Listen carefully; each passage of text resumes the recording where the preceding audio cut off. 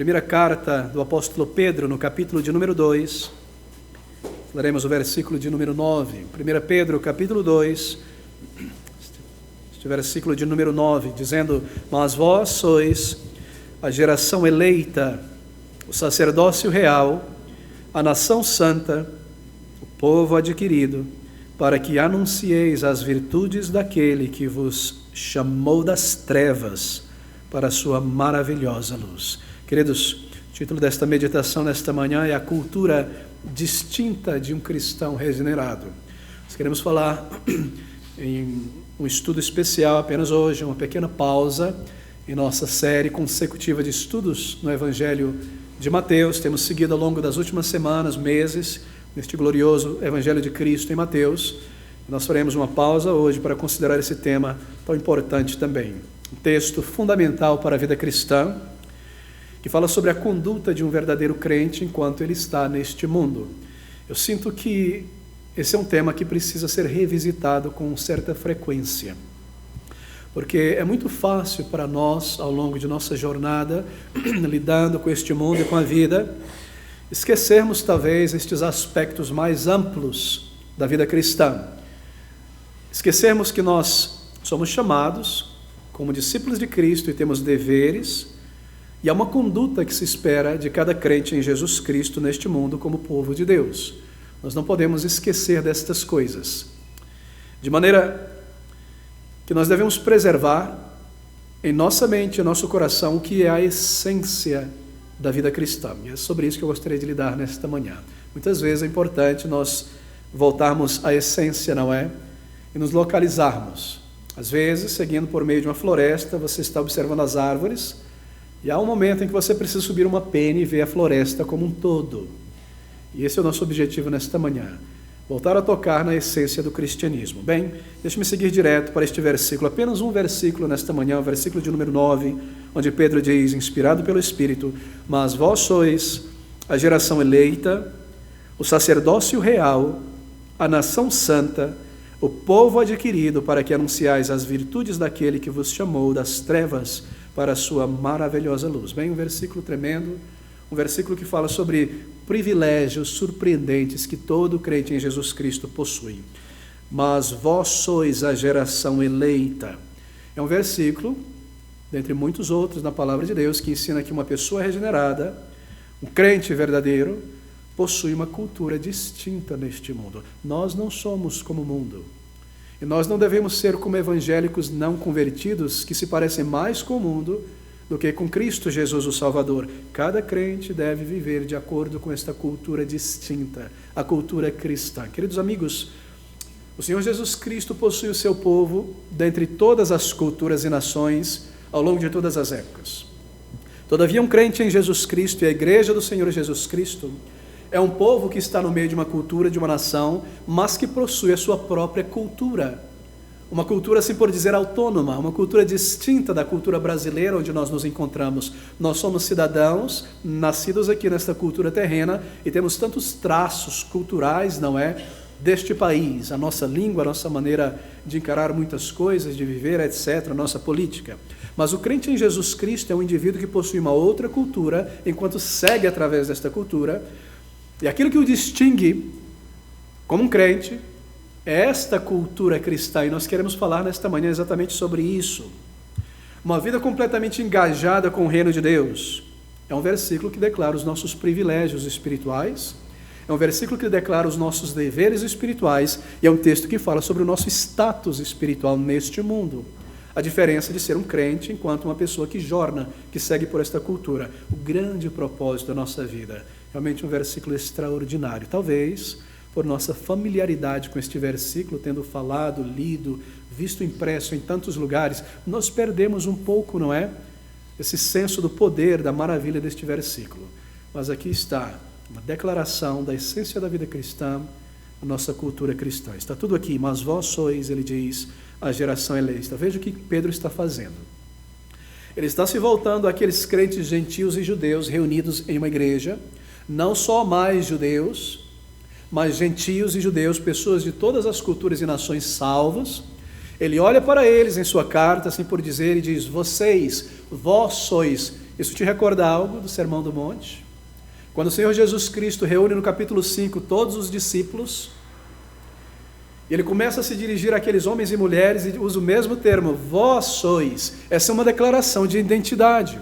Não os fariseus, não os saduceus, não os judeus não convertidos são abençoados, bem-aventurados, mas vós sois bem-aventurados. E aqui Pedro está usando a mesma ideia. Vós sois a geração eleita.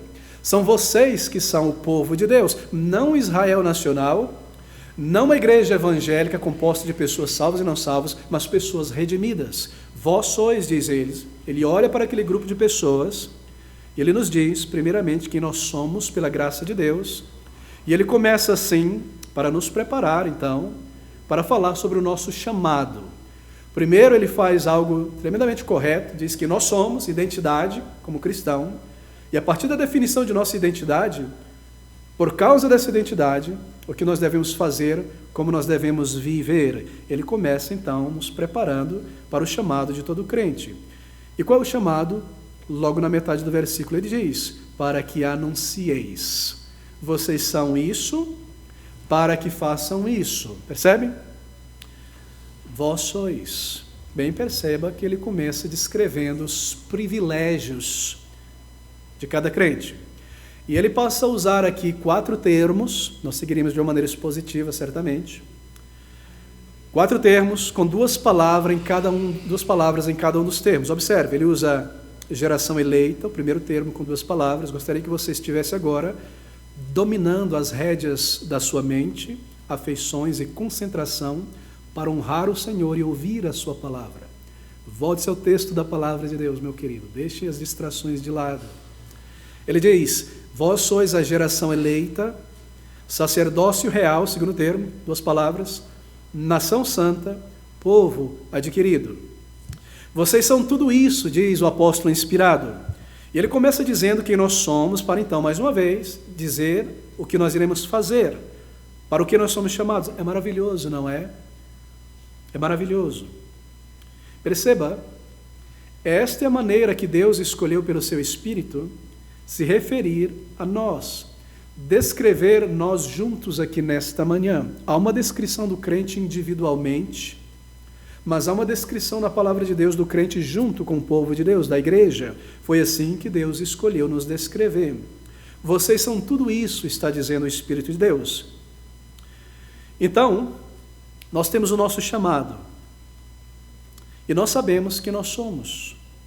Se nós somos filhos de Deus, se nós somos homens e mulheres que um dia encararam seus pecados e clamamos a Deus por perdão, por misericórdia, por regeneração, e nós experimentamos o perdão de Deus de nossos pecados, então Deus nos trouxe a conhecê-lo, nós não o conhecíamos, e também nos trouxe um relacionamento com Ele.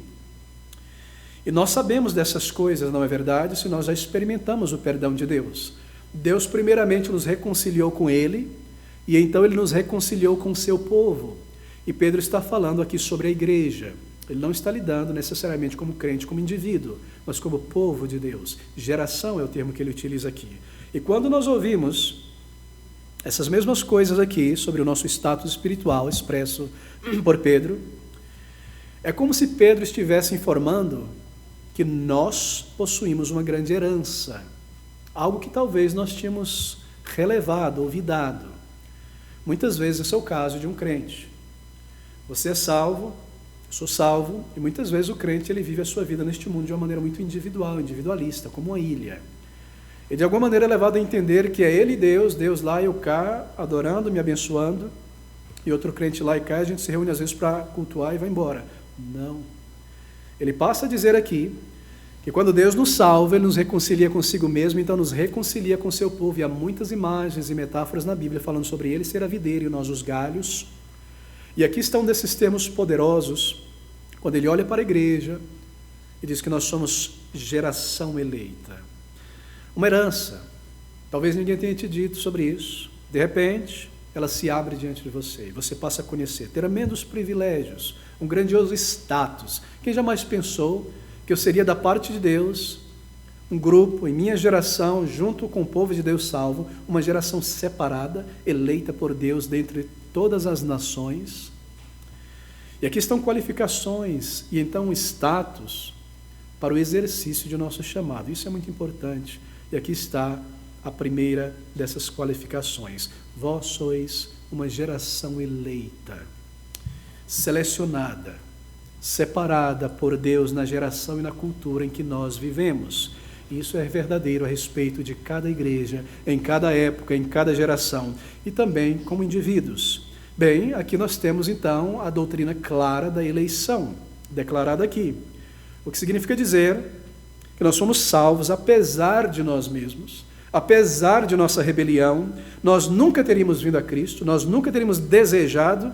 É Deus quem determinou na eternidade passada salvar bilhões de pessoas e romper as prisões da incredulidade, chamar irresistivelmente. Nenhum de nós ousaria nesta manhã atribuir qualquer mérito em nossa salvação a nós mesmos. Uma obra inteiramente de Deus, uma obra do Senhor. E é chamada aqui de eleição, eleitos. Vós sois a geração eleita, escolhidos. Bem, mas aqui nós somos vistos então como uma família, uma raça, um grupo étnico, um povo, não apenas como indivíduos. Um grupo de pessoas. Eu estou enfatizando isso de propósito para que você entenda um pouco mais à frente o nosso chamado, uma geração eleita. Não é interessante? De onde é que ele tirou essa ideia? Volte-se comigo para Isaías capítulo 43, versículo de número 20 a 21. Observe o que Isaías diz aqui. Abra comigo a palavra de Deus em Isaías 43, 20 a 21. Ouça essas palavras. Os animais do campo me honrarão, isso é Deus dizendo, os chacais, os avestruzes, porque porei águas no deserto e rios no ermo, para dar de beber ao meu povo, ao meu eleito, a esse povo que formei para mim, o meu louvor relatarão. Meu povo, meu eleito. É daqui que essas palavras de Pedro são retiradas, em 1 Pedro 2,9.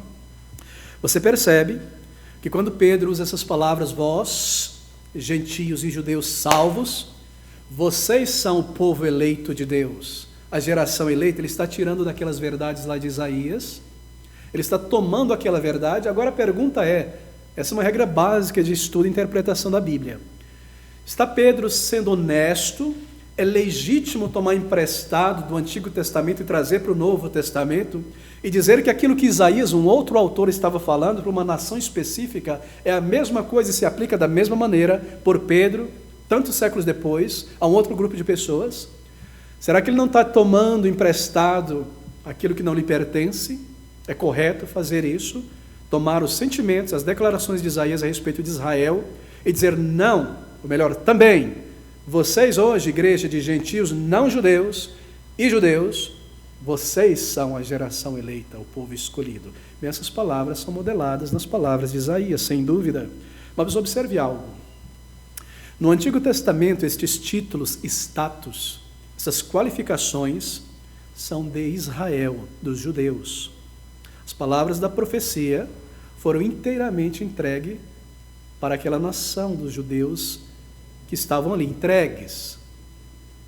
Mas aqui no Novo Testamento, Pedro ele é inspirado pelo mesmo Espírito que inspirou Isaías, para tomar as palavras de Isaías, a mesma verdade, e aplicá-las à igreja, formada por gentios e judeus, e dizer, essas promessas são de vocês. Pedro não está escrevendo aqui para crentes judeus, mas para crentes gentios, judeus, samaritanos, árabes, etc., gregos, romanos. E ele diz, e por que vocês são crentes? Porque vocês, crentes, foram trazidos a Cristo. Vocês são parte da família de Deus. E essas palavras se aplicam a vocês, não necessariamente aos judeus étnicos. O que Isaías estava dizendo é que a geração eleita na antiguidade não era apenas o Israel nacional, mas o Israel salvo dentro de Israel. Não apenas o judeu de pedigree, descendente de Abraão biológico ou físico, mas aqueles que naquela nação creram como crente Abraão. Aquela era a geração eleita, sim, em um sentido nacional histórico. Os judeus, como nação, foram separados e eleitos por Deus para receberem a lei, os profetas Em outras palavras, para serem o berço onde o Messias nasceria para ser o salvador de judeus e não judeus. Sim, foram uma nação eleita.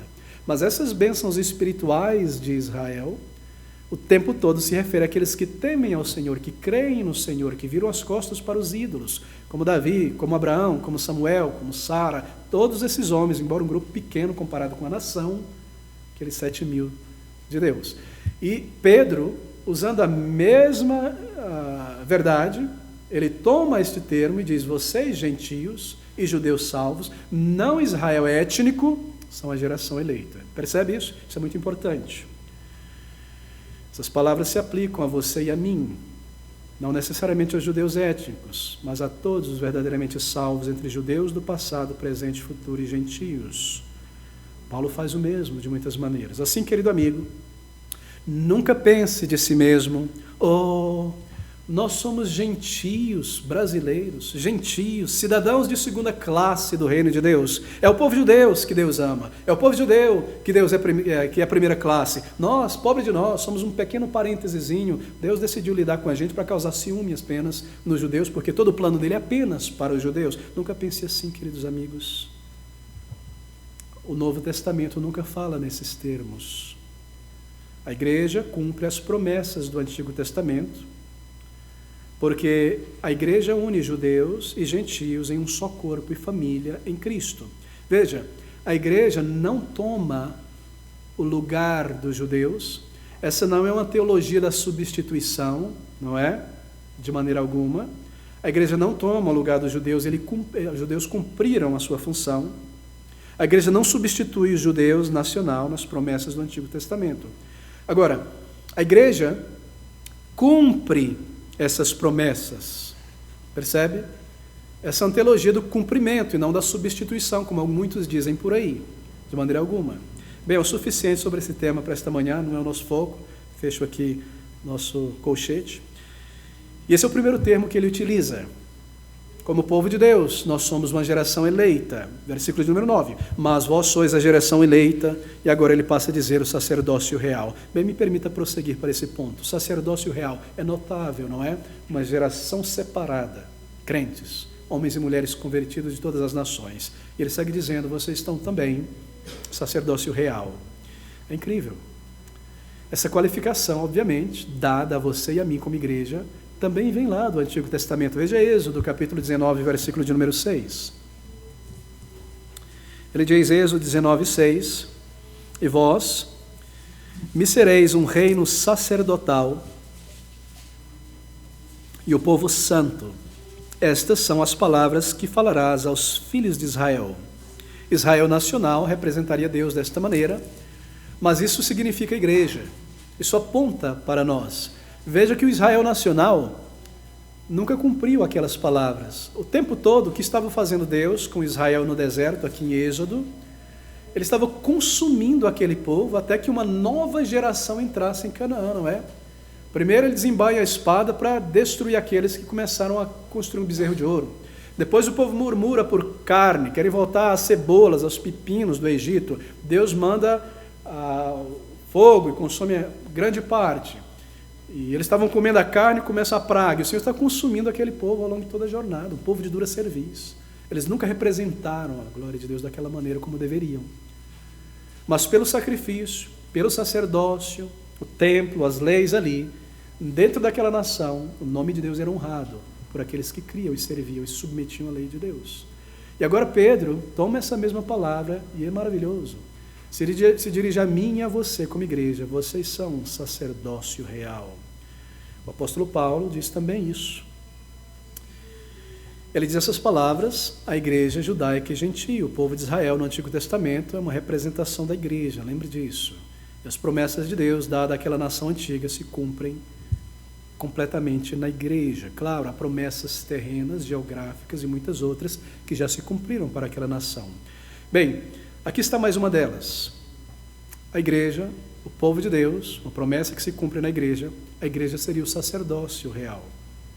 E você encontra essa verdade em muitos outros livros da Bíblia. Veja como aquela promessa dada aos judeus do passado, ao povo salvo, se cumpre na igreja, mostrando que a igreja cumpre esta promessa. Apocalipse capítulo 1, versículo 6. Isso aqui é uma visão do povo de Deus, todo o povo de Deus salvo na eternidade, louvando ao Senhor e dizendo: e nos fez reis e sacerdotes para Deus e seu Pai, a Ele seja glória e poder para todos sempre. Amém. Quem foi feito rei e sacerdote, senão a igreja? Os redimidos do povo de Deus. Pastor, eu não entendo, porque a igreja ela nasce no Pentecoste. Antes não tinha igreja, não, meu querido, sempre houve igreja, desde o primeiro salvo, convertido. Lá no início, possivelmente Adão e Eva, cremos que talvez tenham se arrependido. E ao longo dos séculos, os crentes, Enoque e Noé e tantos outros. A igreja ali, digamos que ela é inaugurada entre os gentios, mas ela sempre existiu. Salvação foi sempre pela fé. E Pedro está dizendo que aquele povo era a nação santa, os salvos. E ele olha para nós, gentios, e diz: vocês também são essa geração eleita e sacerdócio real. Isso é precioso. Veja o versículo 5 de Apocalipse, versículo 10 de Apocalipse 5. Mais uma declaração profunda e clara ao mesmo tempo. 5:10. E para nosso Deus nos fizeste reis e sacerdotes, e reinaremos sobre a terra. E quando você lê 1 Pedro 2:9, ele está reafirmando a mesma verdade. Você, igreja, geração eleita, sacerdócio real. Algumas pessoas pensam que isso significa que nós somos sacerdotes do rei. Mas quando nós lemos lá em Apocalipse e em Êxodo, na verdade nós somos ambos, sacerdotes e reis. Não há contradição. O que isso significa? Que nós somos partes da realeza, do reino, do governo de Cristo. Significa que nós nos identificamos com Ele, o Rei, em todas as coisas. Nós não questionamos a sua providência, a sua soberania no mundo. Nós somos parte do seu governo, da sua realeza, membros da família do Rei. E assim nós estamos em perfeita união e simetria com os propósitos de Deus. Somos parte desta realeza. Nós não questionamos sua providência. Nós não dizemos, por exemplo, porque Ele não acaba com o mundo de uma vez e volta logo, porque Ele não dá um fim agora em todas as coisas, e essa calamidade social, essa corrupção absurda e a guerra. Bem, você confia na provisão divina. Você confia no governo divino. Você é parte da realeza, você pensa como Ele, você segue junto com Ele nos seus propósitos reais. E se você é tomado por ansiedades, você não duvida do poder de Deus em tua vida e começa a dizer: Deus deveria ter feito assim, não daquela maneira. E Deus não deveria ter permitido que isso acontecesse. E Deus não deveria ter me esquecido isso e aquilo, porque em nunca duvidar de Deus, você está se identificando e compartilhando e endossando o seu reino. Você está dizendo, em outras palavras, amém para tudo aquilo que Ele faz, para tudo aquilo que Ele realiza. Nós confiamos em seus planos e nós nos gloriamos em tudo que Ele faz e nós compartilhamos então da glória final em seu retorno. De que maneira nós iremos reinar com o Senhor? Desta maneira, fazendo parte do seu reino. E de que maneira nós iremos julgar com o Senhor? Não diz a Bíblia que nós iremos julgar a terra e reinar com Ele? Da seguinte maneira: em todas as suas declarações nós diremos amém. E com Ele confirmaremos todas as coisas. É assim que nós reinamos com o Senhor e é assim que nós somos parte desta realeza. E é maravilhoso. Mas mesmo agora nesta vida, nós já compartilhamos em nossas vidas individuais e como crentes o reino de Cristo Jesus. Você não sabia, por acaso, que todas as vezes que nós vencemos uma tentação que se levanta dentro de nós para nos levar ao pecado, que se lança sobre nós, e conquistamos algum pecado, isso é uma expressão em nossas vidas do domínio do reino de Cristo. E nós compartilhamos nisso. Há uma conquista, não é? Há uma conquista divina em nossas vidas. Há uma conquista de Cristo em nossas vidas. E quando nós clamamos a Ele por sua ajuda no momento difícil, em qualquer situação, nós invocamos o seu reino. Venha o teu reino em minha vida. Seja feita a tua vontade. E quando a vitória contra o pecado, essa é uma marca e um sinal visível do domínio de Cristo e do seu reino em nossas vidas. Mesmo aqui, nós já experimentamos o reino de Cristo. Mesmo aqui, nós já somos reino e sacerdotes com o Senhor. Ele reina em minha vida. Ele domina e subjuga a minha velha natureza, este ego, esta natureza satânica, terrena, e você suplica ao Senhor, e as nossas vidas são conduzidas a Cristo, Ele reina em nossas vidas a partir da conversão, e assim nós temos parte no reino, e somos reino com Cristo Jesus. Mas nós não somos somente reis com Cristo, somos também sacerdotes. Vós sois a geração eleita, o sacerdócio real. Cada crente em Jesus Cristo foi ordenado por Cristo como um sacerdote. Essa é a nossa posição, meu querido. Você não precisa de um pastor para perdoar os teus pecados e te conduzir a Deus, nem um padre, nem um intermediário humano. O sacerdote, o que ele fazia? Bem, o sacerdote era alguém que representava Deus aos homens e os homens a Deus. Nós falamos de Deus às pessoas, nós levamos a mensagem de Cristo às pessoas, e então nós representamos a miséria e os dilemas das pessoas diante de Deus em intercessão. Nós somos sacerdócio real. E quando nós oramos por elas, e todos deveriam estar orando em seu exercício de sacerdócio real. Assim, por meio de Cristo, nosso sumo sacerdote, nós também somos com Ele sacerdotes. E o sacerdote, ele realiza obras religiosas aprazíveis a Deus, obras santas, isto é, querido amigo, não salvo. Ele não tem esse privilégio, não é lhe dado este direito. Antes da conversão, o que nós precisamos é do lavar regenerador do Espírito, das nossas manchas. Mas agora, como sacerdotes, nós realizamos obras santas para Ele e por meio dEle. E como sacerdotes de um Deus santo e justo, nós estamos sempre apostos, sempre em nosso trabalho, sempre representando Deus, a quem nós pertencemos, mostrando e expressando um caráter cristão. Nós reinamos com Ele e nós somos sacerdotes com Ele. Mas veja como essas palavras seguem em frente. Vocês são, diz ele, geração eleita, sacerdócio real e também uma nação santa, pessoas consagradas. Sagrado é o significado aqui desta palavra. Sacerdócio real, nação santa. Sagrado, distinto. Uma nação santa. Bem, isso tem a ver então com a cultura, não é, desta nação. Como crentes, nós temos uma cultura, embora um micro-organismo dentro desse organismo do mundo, do Brasil, nós temos uma cultura que é marcada pela santidade. Qual é a marca desta cultura do povo de Deus? Santidade. Isso marca a nossa cultura.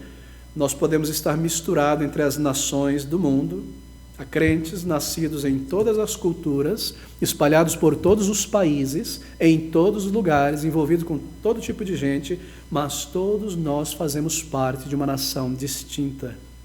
E nós temos o nosso próprio governador, e as nossas próprias leis, e uma cultura distinta, onde Cristo é o nosso principal interesse, nosso principal prazer, nosso desejo de conhecer, nossa pesquisa, nossa alegria, nossa conversação. Nós não precisamos dos prazeres contaminados deste mundo em volta. Nós devemos estar separados dessas coisas que são intrinsecamente mundanas.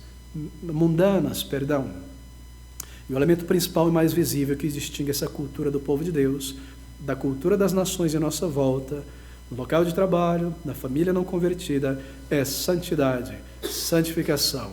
Esse é o nosso chamado, esse é o nosso dever, esse é o elemento visível, nosso cartão de visita, o elemento mais distinguidor de nossa cultura neste mundo. Deixa eu fazer uma digressão breve aqui. Talvez você tenha nascido de novo em Cristo nos últimos 5 anos, ou há 10, 15 anos atrás.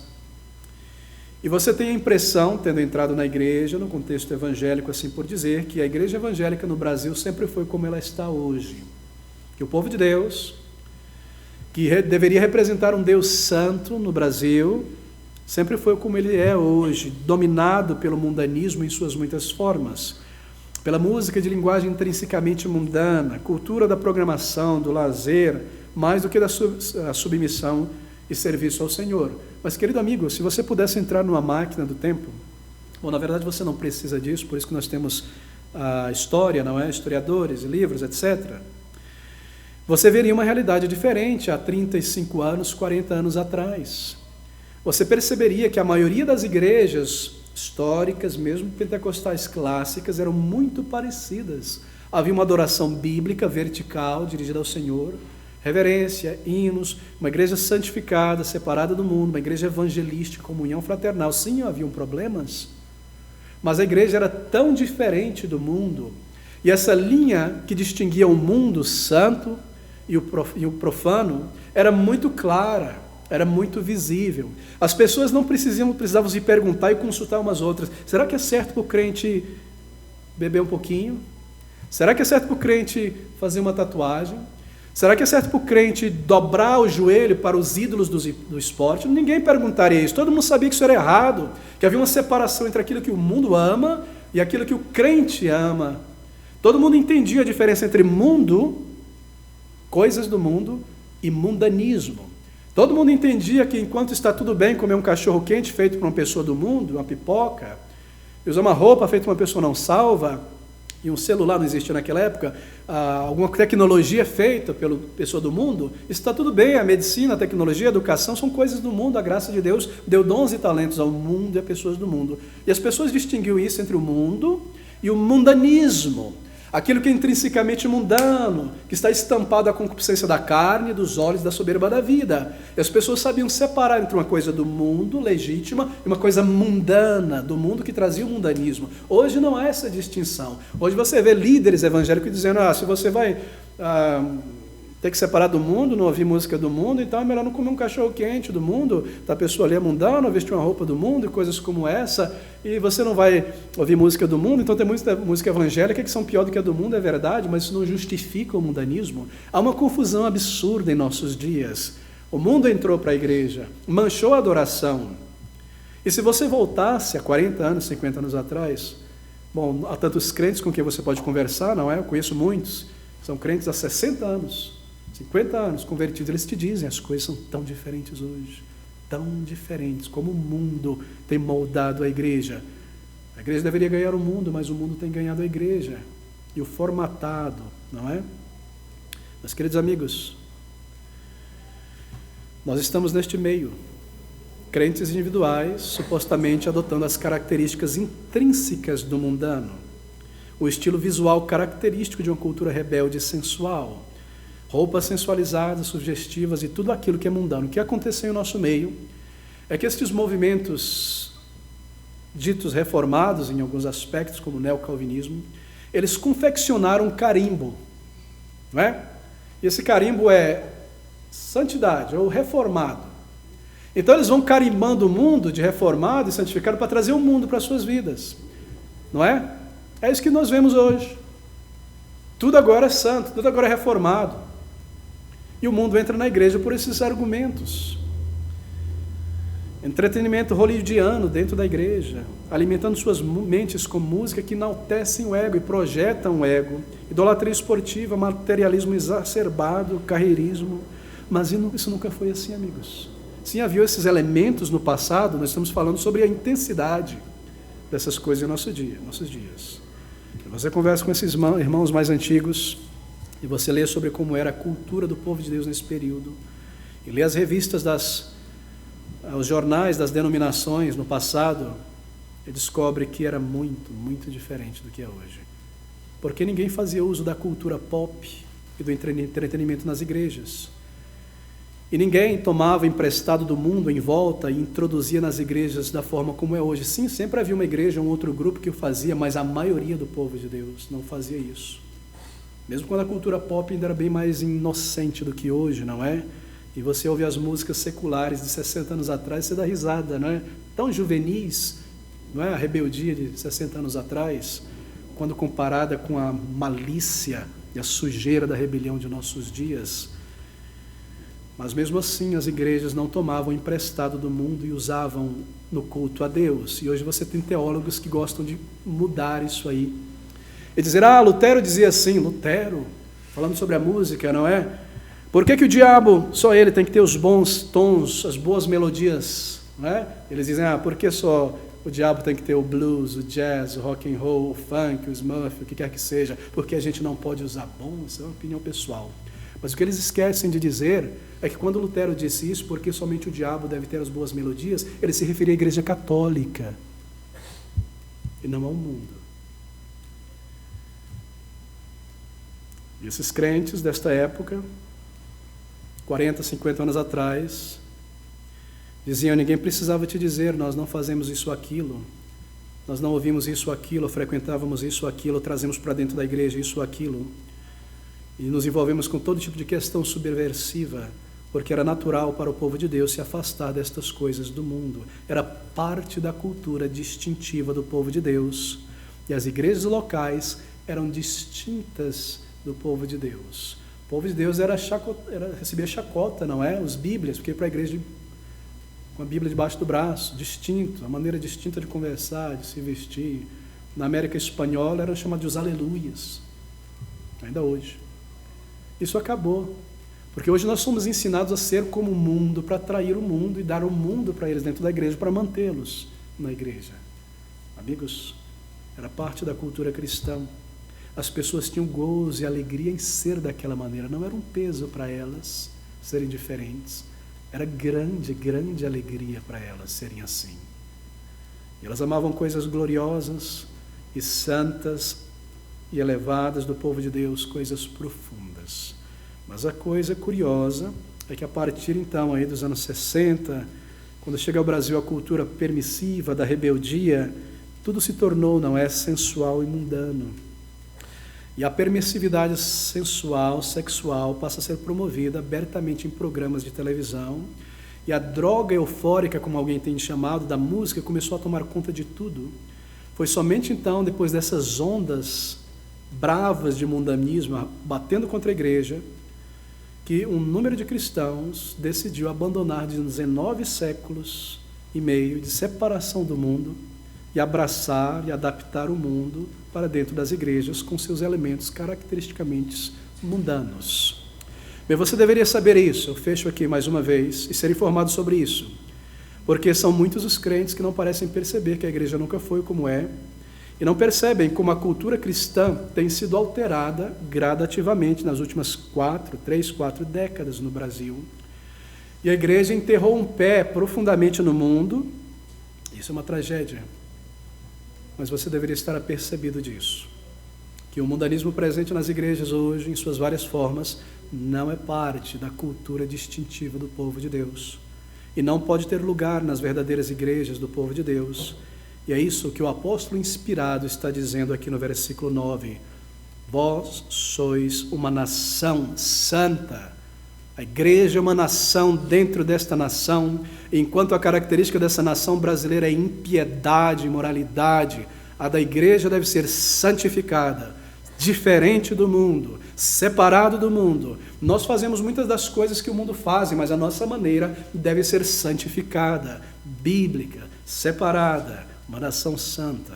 Mas agora veja esse termo, ele diz ainda: vós sois o povo adquirido, e logo na sequência ele diz o porquê nós somos tudo isso. Um povo adquirido. Algumas traduções trazem um povo peculiar, uma palavra um tanto estranha em português, né? Quando você diz que alguém é peculiar, é que a pessoa é assim meio diferente, né, das demais. Mas é isso que nós somos, um povo peculiar, um povo típico, característico. Nós somos diferentes, não tenha medo de ser peculiar, que as pessoas torçam o olho para você por ser diferente, porque você tem um padrão de santificação. É uma palavra maravilhosa, na verdade, quando você entende o significado dela. Veja Êxodo, capítulo 19, agora o versículo 5. Agora, pois, se diligentemente ouvirdes a minha voz e guardardes a minha aliança, aí então sereis a minha propriedade peculiar dentre todos os povos, porque toda a terra é minha. Que palavras tão gráficas, não é? Você percebe o condicional, essa é a palavra traduzida aqui em 1 Pedro 2,9, na Septuaginta e aqui no grego também. Um povo único, uma aquisição única, uma aquisição, ele comprou pelo sangue de Cristo. Ele olhou para aquela aquisição, ele amou, ele comprou. Se vós fostes assim, assim sereis o meu povo. Em Malaquias, nós somos descritos como joias, pedras preciosas compradas por Cristo. Um povo precioso, particular, propriedade divina. Mas para quê? para serviços sacerdotais para o Senhor. E que serviços são esses? Bem, está aqui agora então neste versículo. Para que anuncieis as virtudes daquele que vos chamou das trevas para a sua maravilhosa luz. Para anunciar. Vocês são tudo isso. Porque se não forem isso, vocês não podem anunciar esta palavra gloriosa e santa. O meio, a mídia deve ser santa também. Fazer conhecido, proclamar, isso é o nosso dever, por vocação, anunciar, demonstrar as virtudes daquele que nos chamou. Quais são essas virtudes daquele que nos chamou? São as excelências de Jesus Cristo. Essas são as virtudes que nós devemos anunciar. Na verdade, no grego, a palavra traduzida aqui, anuncieis as virtudes, é a palavra varonilidade. Para que anuncieis a varonilidade daquele que vos chamou. Não é interessante? É um termo que fala das excelências do Senhor Jesus Cristo. É sobre Cristo, meus irmãos. E o contexto desse versículo anterior, né, ele demonstra isso. Se você se recorda, não é? Do chamado do Senhor Jesus Cristo feito aos seus discípulos em Mateus, quando ele diz, vinde a mim. Salvação é ouvir aquele que nos chama a vir a ele. Vinde a mim. Em João 6, 39, 40, ele repete isso. Todo aquele que o Pai me der, virá a mim. O que é ser um cristão ali de acordo com Cristo?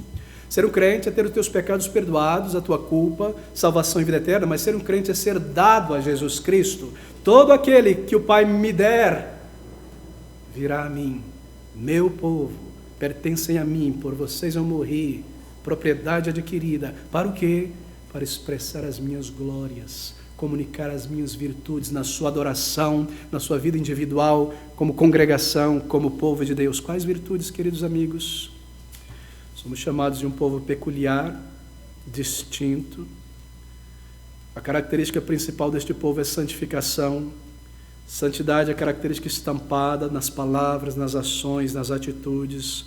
É nisso que nós somos peculiares. É você uma pessoa peculiar neste mundo. Essa peculiaridade é visível, ela é mascarada. É você como um mundo envolto em distinto, não peculiar. No teu linguajar há santidade, santificação. Aquilo que você assiste na televisão demonstra essa santificação que você escolhe pôr diante dos teus olhos na internet. Aquilo que você dá um joinha no Facebook representa esta santificação. Em teus hobbies, em teu lazer, você é uma pessoa distinta deste mundo. Ou não há distinção para quem olha para você? Porque você se comporta como mundano, veste-se como mundano, fala como mundano. No seu Facebook curte aquilo que é mundano, passa para frente aquilo que é vulgar. A peculiaridade do crente, diz a palavra de Deus, é a sua santidade, sua santificação. Isso deve transparecer em nós, porque não há santidade neste mundo. É por isso que nós somos vistos, se somos crentes, como pessoas peculiares. Santidade acompanha gentileza, amabilidade, respeito, contentamento, palavras graciosas. Tudo isso, meu querido irmão, é o nosso chamado, para que anuncieis. Deixe-me voltar a este ponto e seguir para a conclusão em alguns minutos. Observe isso aqui, é maravilhoso. Esse anunciar as virtudes de Cristo não é unicamente a proclamação do Evangelho em toda parte. Também é isso. Mas esse anunciar também é expressar as virtudes de Cristo em nosso louvor cantado. Adoração não é somente louvor. Tudo que nós estamos fazendo aqui é adoração. Mas a coroa da adoração do povo de Deus é o louvor, quando nós expressamos a nossa alma a Ele, baseado em verdades. Assim também, em nosso louvor, nós devemos expressar, anunciar as virtudes de Jesus Cristo. E como uma pessoa inteligente, significa que nós devemos dirigir a Deus uma adoração que esteja de acordo com as suas virtudes. Essa é uma das razões porque nós devemos cantar hinos na igreja e salmos, porque são estes que anunciam as virtudes de Cristo. Hinos falam sobre Cristo abertamente, nomeia o seu nome. Salmos falam de uma maneira mais indireta.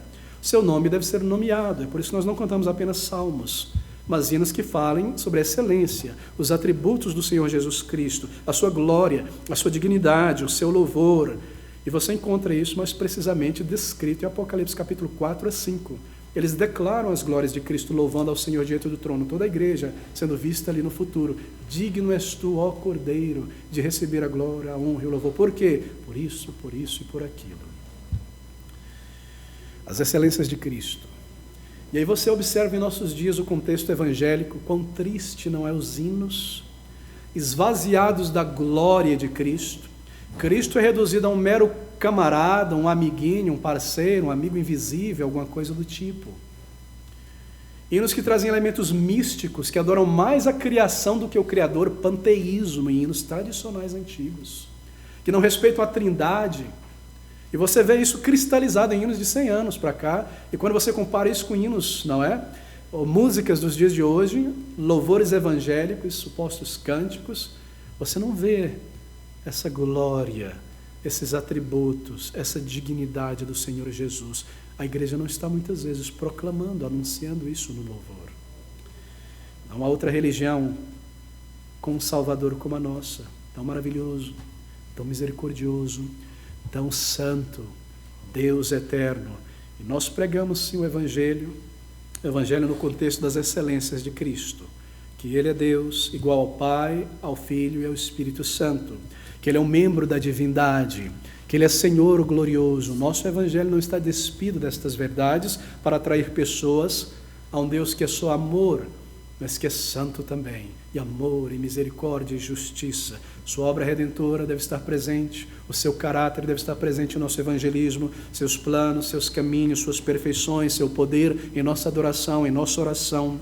E esse é o contexto do Evangelho. Cristo é o coração de todas as coisas, e tudo isso está aqui. Vós sois geração eleita, sacerdócio real, nação santa, povo adquirido, para que anuncieis as virtudes daquele que vos chamou das trevas para a sua maravilhosa luz. E você anuncia estas virtudes de Jesus em tua vida individual. Oh, amigos, esta é uma realidade em tua vida. Essa é uma realidade em nossas vidas. Nós anunciamos as virtudes de Cristo em nossa adoração, mas temos também anunciado em nossas vidas particulares ao longo da semana. Bem, nós queremos poder dizer a nós mesmos: eu estive 4, 5 anos naquele escritório, naquela firma. Então o Senhor me moveu dali para algo novo. Eu estive 4 anos, 5 anos naquela universidade e segui em frente. Mas enquanto eu estive lá, nós podemos dizer acaso, eu anunciei as virtudes de Cristo. Será que quando eu digo e leio virtude, você está pensando em teologia apenas, doutrinas? Virtudes. Eu estive 4, 5, 6 anos ali, mas enquanto eu estive lá, eu anunciei por minha vida e palavras as virtudes de Cristo. As pessoas souberam algo a respeito do meu Salvador, sua grandeza, sua glória, sua santidade, sua bondade. Eu anunciei as suas virtudes naqueles poucos anos, naquela vizinhança. As virtudes de nosso Salvador. Queridos, aquelas virtudes foram visíveis, foram notórias, foram claras aos olhos das pessoas. Elas não ouviam apenas o que Cristo estava dizendo, eles viam as virtudes de Cristo quando Ele anunciava a verdade. Enquanto eu estive ali naquele escritório, eu abri a minha boca e anunciei as virtudes de meu Salvador. Seu poder único para salvar, perdoar uma consciência culpada, seu poder para transformar o caráter, veja como Ele mudou o meu caráter, seu poder para garantir a vida eterna, seu amor, a presença real dEle em minha vida como um salvo. Nós queremos fazer conhecido o nosso Salvador e as virtudes dEle, uma vida de submissão a Ele, no meio de uma geração egocêntrica, demonstrar o seu senhorio em nossa vida, demonstrar a sua autoridade em nossa vida, mostrar, proclamar algo visível, algo que possa inspirar, algo que possa cativar pessoas a Cristo, algo que possa ser lido em nós, Cristo visto em nós, lido em nós, que Ele possui uma vontade revelada e nós somos seus servos e servas, que Ele é o Senhor da história, aquele que retornará em breve, que Ele é o guardião do seu povo, que conduz e guarda aqueles que Ele salva, que ouve e responde o nosso clamor, e como Ele liberta homens e mulheres do poder de Satanás. Essas são as suas virtudes, da ignorância do mundo, do pecado. Queridos amigos, deixe-me tentar elevar um pouco este pensamento. Quem pode ser comparado ao Senhor Jesus Cristo? A quem você pode compará-lo? Estamos falando sobre pessoalidade, não é? Uma virtude de uma pessoa, fulano, beltrano, Cristo. A quem você pode comparar Cristo? Com que pessoa você pode fazer isso? Você pensa sobre as maiores mentes da humanidade, homens de gigantesco intelecto e capacidades, não é? Você pensa, como pode caber tanta coisa em um ser humano tão frágil? Ou produzir tanta coisa? Líderes políticos, não é? Durante períodos difíceis da sociedade, todo mundo já leu sobre aquele grande líder inglês, Winston Churchill, que conduziu a Inglaterra por um período muito difícil, não é? Aquela sociedade estava quase a ser dominada e destruída, como vários países na Europa. Um homem que tinha uma capacidade de oratória invulgar. E algumas semanas atrás eu estava relendo alguns obituários a respeito de Winston Churchill, comemoração de seu aniversário, não é? Como ele conduziu a Inglaterra e a Europa como um todo, na verdade, para libertar aquele país e a Europa dos alemães. E você lê às vezes aqueles obituários, um homem incomparável na política de sua época, mudou a história da Inglaterra, um colosso na oratória. Realmente, talvez tenha sido um homem, de fato, foi de visão para o seu tempo. Se você ouvir os discursos dele, você perceberá o que eu estou dizendo. Uma pessoa apta a comunicar com clareza e poder e profundidade as suas percepções. Mas, queridos amigos, o que isso é comparado com o Rei da Glória? O que isso é comparado ao nosso Salvador, não é? Pense a respeito das virtudes do Senhor Jesus Cristo, aquele que falou como nenhum homem jamais falou. Você se lembra daquele incidente glorioso? Quando os judeus, os líderes, os saduceus, mandaram um grupo de herodianos, exército, e os fariseus para prendê-lo. Eles chegaram lá afoito, vamos pegar, vamos entrar por essa multidão e capturá-lo. Estava ele ensinando, eles pararam e ficaram pendurados nas lanças, ouvindo e voltaram para casa. Ninguém jamais falou como esse homem. Não é tremendo? Não é maravilhoso? Quem pode ser comparado ao Senhor Jesus Cristo? As suas virtudes, o seu poder, aquilo que emanava da sua pessoa. Quando ele falava, e quando você observa as suas respostas, não é? Ele era confrontado de uma maneira ácida e absurda, e a sua resposta era tão firme, mas ao mesmo tempo tão clara e singela e poderosa. Ele desmantelava os seus inimigos pelo olhar, às vezes. Virtude que fluía dele. E não somente suas palavras, sua postura, sua atitude. Eu gosto de pensar que quando ele falava, por exemplo, sobre amor, esse amor transparecia nele. A virtude vinha junto com a declaração. E ele mostrava esse amor, não é? Em sua maneira de falar, em sua expressão, talvez fluía do seu rosto, da sua voz. E quando ele falava sobre justiça e sobre santidade, a sua própria pessoa emanava isso. As virtudes do Senhor Jesus Cristo, quão grandes são, não é? E quando você começa, então, quando comparado a Cristo, a conhecer aquelas pessoas que você admira, grandes homens, e você é cativado por essas pessoas, não é? E você compra uma biografia dele, e você começa a ler aquela biografia, ou você trabalha com ele, com ela, convive, você descobre uma miríade de defeitos e de falhas naquele grande homem, naquela grande mulher. Não é verdade? Você chega mais perto, mas quem jamais poderia ser comparado ao Senhor Jesus Cristo? São as virtudes de Cristo que nós anunciamos.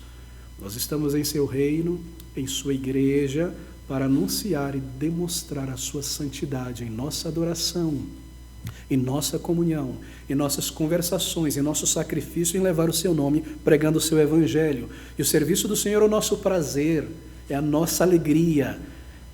A respeito de quem você pode falar e dizer, Ele é eterno, Ele é todo santo, nós o veremos, Ele é a ressurreição e a vida. A respeito de que homem? Queridos amigos, é tão triste quando você compara estas verdades tão belas das virtudes de Cristo.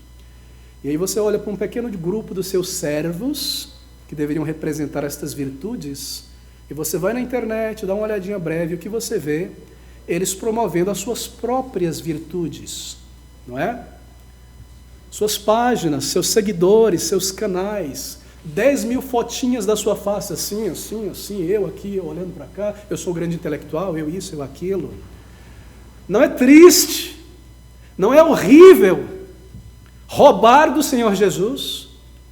Será que você vê estampado em alguns desses líderes cristãos aquela grande bandeira insígnia de João Batista? É necessário que ele cresça e que eu diminua?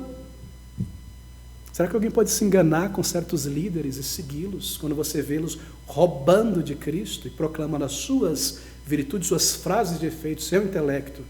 Coisas absurdas. Que geração é essa? Nós somos a geração eleita, diz o Salvador. Para proclamar estas virtudes, quem pode jamais dizer a respeito de um homem, ele lê pensamentos, ele conhece as intenções do coração. Meus irmãos, ouçam mais uma vez essas palavras. Mas vós sois a geração eleita, o sacerdócio real, a nação santa, o povo adquirido, para que anuncieis as virtudes daquele que vos chamou das trevas para a sua maravilhosa luz. São privilégios imensos os nossos, são deveres grandes. Fale de Cristo, amigos, uma vida que molde outras pessoas para que elas possam ver Cristo em você. Viva uma vida distinta, resista a este mundo, resista às suas pressões na internet, seja distinto, seja peculiar neste mundo, não de uma maneira soberba ou estranha, mas segundo o padrão de santidade da palavra de Deus. A cultura do povo de Deus é santificação. Esse é o nosso grande chamado, amigos. Recomende a Cristo a cada pessoa por tua vida e por tuas palavras. Mantenha uma vida distinta, santa, separada daquilo que é intrinsecamente mundano. Como crente e como igreja, nós devemos manter esta linha distintiva entre o sagrado e o profano. Essas palavras são para você e para mim. Vós sois a geração eleita, para proclamar, anunciar as virtudes daquele que vos chamou das trevas para a sua maravilhosa luz.